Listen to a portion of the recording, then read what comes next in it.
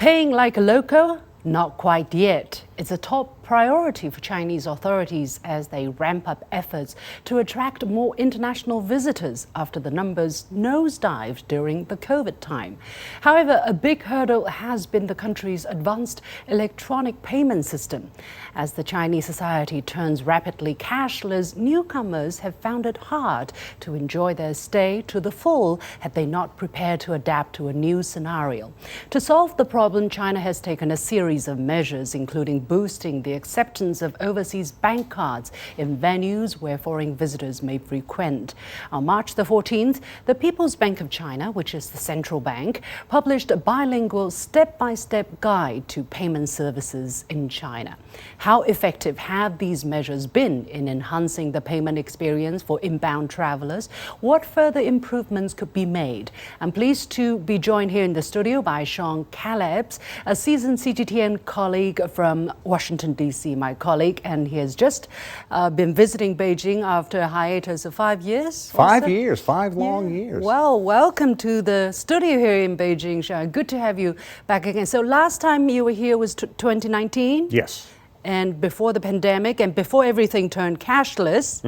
So now here you have been covering the two sessions. So I want to tell you, first of all, help our audience understand exactly how cashless is the Chinese society for you? Well, first, I guess you kind of back up and explain what WeChat is. To an international audience, it may just sound like some weird name, but here in China, it is everything. It is an application. An application that you can download, and it is the world.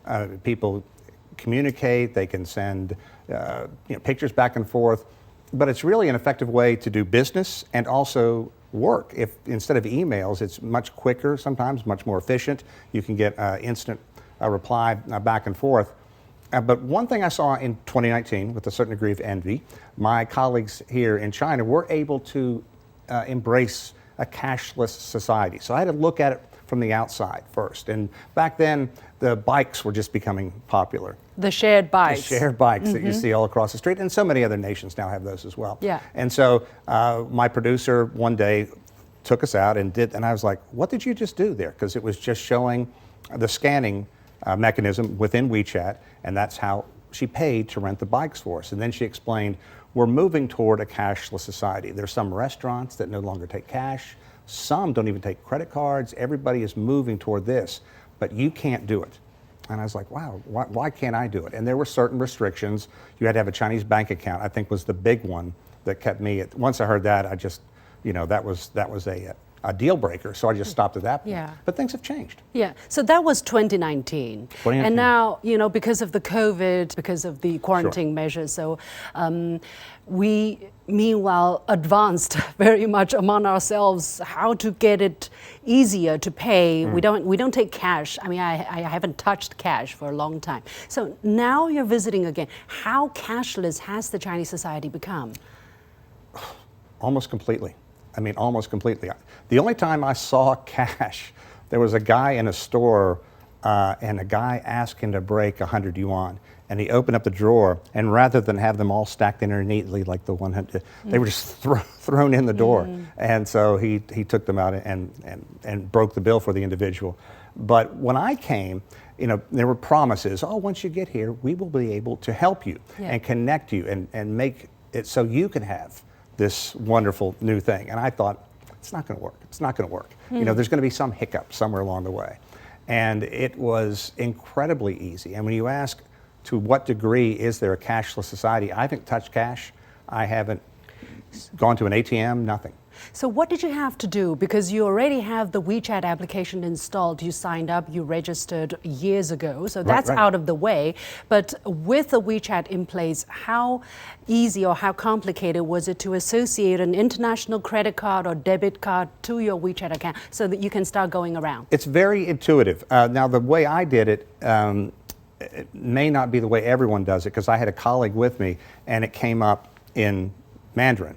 And he kind of said, this is this, but you just go to WeChat, you can click, do you want to hook your credit card up here? Yes. And I mean, 20 seconds, it was done. I mean, it was that easy. Were you asked to do facial recognition or put in your I had the choice, and I passport? chose to do facial recognition. You know, the passport is a good question, and I was so excited to do it. I don't remember the specifics because it was so quick. I really should know that. And then, you know, I guess there are going to be some people who are worried about putting their personal credit card on any kind of app. Yeah. And there's going to be some who say, I'm not going to put it on a Chinese app under any circumstances. Yeah. And I've had no trouble, especially with the facial recognition, because it's actually two-step. One, I have to enter a code that, you know, and it's a 6-digit code, so it's going to be hard to break.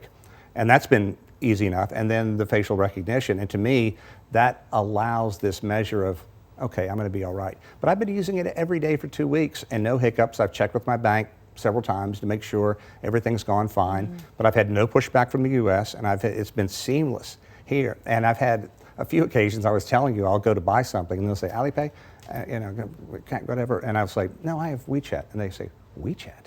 Like they're kind of surprised that you have that WeChat. I have it. Because one thing I have heard is the foreigners, you know, are only now starting to come back.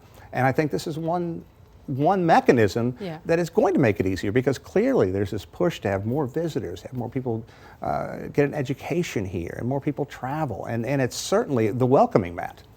To make life easier, to make it more foreigner friendly. You talked about Alipay as well. So what is Alipay? It's another paying platform, same as WeChat, but it's more a payment thing. Right, it's a full-on like payment thing. Apple Pay, the Chinese, and Google Pay, anything like that. And what's funny is there's a pharmacy across the street from where we work in Washington, and you can go and you can get a snack there as well.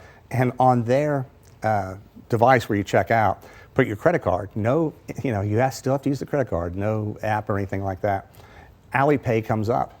And I asked the person, I said, do you know what Alipay is? And they looked at me and said, I heard it's something Chinese. Like they have no idea what it is. So it cracks me up that it's there. And you could use it, but people aren't. So imagine you wouldn't have the possibility to hook up your international credit card to the Chinese applications. Imagine you only had an international credit card and cash, either dollars or renminbi, after you change the money wherever you could. How difficult would it have been? It's going to be more difficult. And as I mentioned, there's some restaurants that absolutely don't want cash, and they don't want or do not accept credit cards. So you're going to run up against that. You know, it's not going to be a deal breaker, because I think you would be able to go through, but it's going to be awkward, it's going to be confusing, it's going to hold things up. You know, and you have so many in the service industry who are young, they're kids, and this is all they have ever used. You put your WeChat on here, and I can go up, and it says you can either scan or have the money depending on which way you pay, and it's just so simple.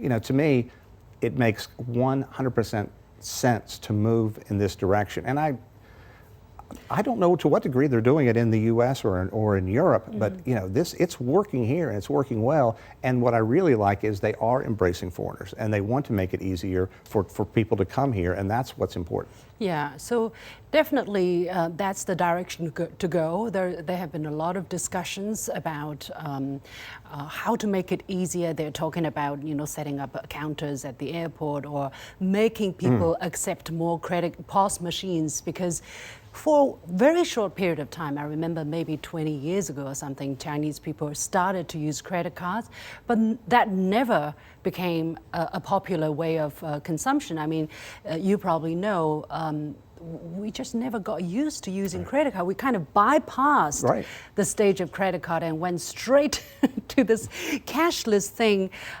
So how difficult do you foresee the measure to ask people to reuse POS machines? You know, so is it going to be effective? Because foreign visitors will carry their credit cards. Absolutely, and you're going to get pushback from some foreigners who simply don't want to do this for one reason or another. And the only way I think you can combat that is, you know, it sounds simple, but by like what you're doing. You explain to people, this is what it is.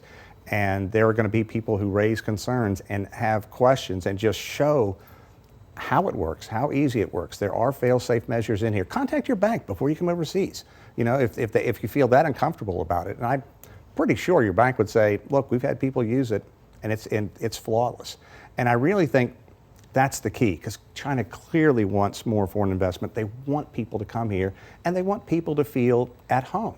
I mean, that's, for lack of a better word, that's what it is. It makes it easier to do everything, from check into a hotel, to get a soft drink, to buy ice cream on the street.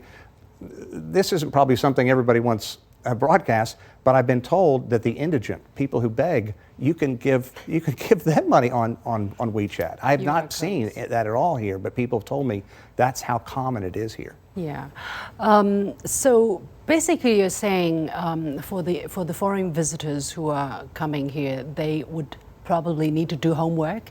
They need to adapt to a different mindset. They need to take some measures instead of going to the other places where they can take their credit, or they can use dollars and do it. So it has to be meeting each other in between. Right. And I think approach this with an open mind. I mean, really, if you're going to come here and you're going to visit, my advice would be to embrace it.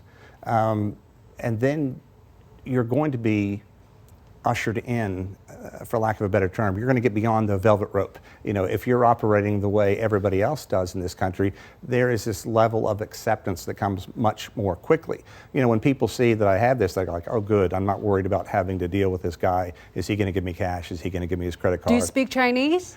I speak one word. Okay. No. So, I do not speak. You don't have that advantage. I do so not. The WeChat app is like a door opener. It allows you to enter the Chinese world. It really does. It really, and the translation apps nowadays too. If there's any kind of hiccup, that's incredibly simple too. And you can get, like I have, a phone plan. I pay $10 a day from the United States, and I can use my data. I don't have to worry about any other device to try to get out. And I can call home. I can do FaceTime home with my family. And to contact your Chinese friend, you just use WeChat video. Exactly. Use data. Yeah, okay. you can voice call, video call, but more often than not, I just hit them up on one line, and they get right back to me. To me, it's amazing how advanced WeChat is for China and how widely used it is. I mean, if you haven't used WeChat and you've only heard about it in passing in the United States, when you come here, it's almost a necessity. I mean, it really is. What about calling a taxi, for instance? It's also on a different system, but different on app. A different platform, but still very much cashless. Yeah, let me show you my little DD app here. Yeah. So I have the app. So if you're able to use, once you hook your credit card onto the system, you can use it to call it. Once you can buy things with this, the world is your oyster. You know, once you're here, you can do so many different things. Yeah. And that's also a big, for example, I was down at 2 sessions, and for people who don't know, it's, the Tiananmen Square area, and my producer did not get a credential, so I'm by myself, and I don't speak Chinese. Mm-hmm. My cameraman doesn't speak Chinese. We had to get home. Yeah. And it was very easy. We just walked to the corner, and there our cab was, and we got back home.